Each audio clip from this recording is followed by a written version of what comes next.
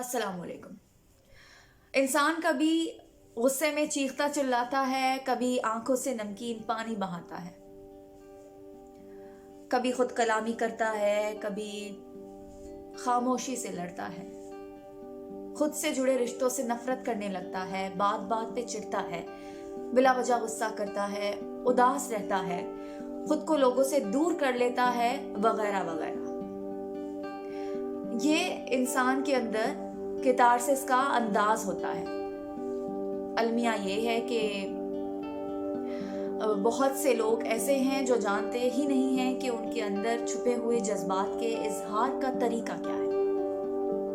अगर इंसान के अंदर चलती परेशानी और लड़ाई का इजहार वो ना करे तो उसके अंदर दबे जज्बात गुस्से की शक्ल इख्तियार कर लेते हैं।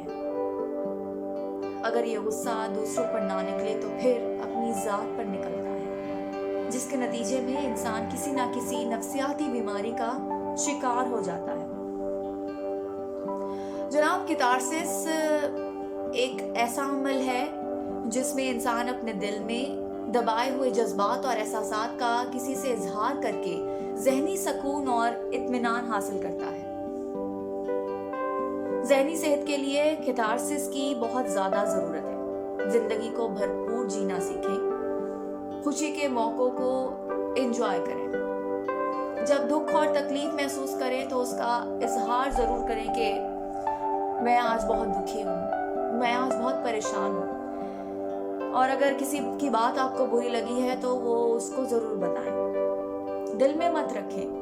और किसी ने अगर आपकी मदद की है तो उसका दिल खोल के शुक्रिया अदा करें।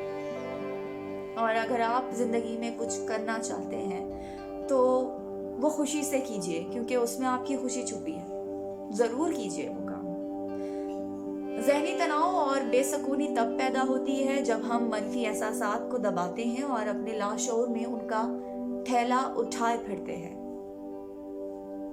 इस थैले में बरसों पुरानी दुश्मनियाँ, पछतावे, महरूमियाँ, नफरतें, शिकवे, शिकायतें, कोताहियाँ जमा किए अपनी सोच पे बोझ लादे फिरते हैं। ये अजियतनाक एहसास जिंदगी की खुशी और इत्मीनान छीन लेते हैं। अपने डिप्रेशन से भरे थैले को साफ करने के लिए अपने आप को वक्त दें,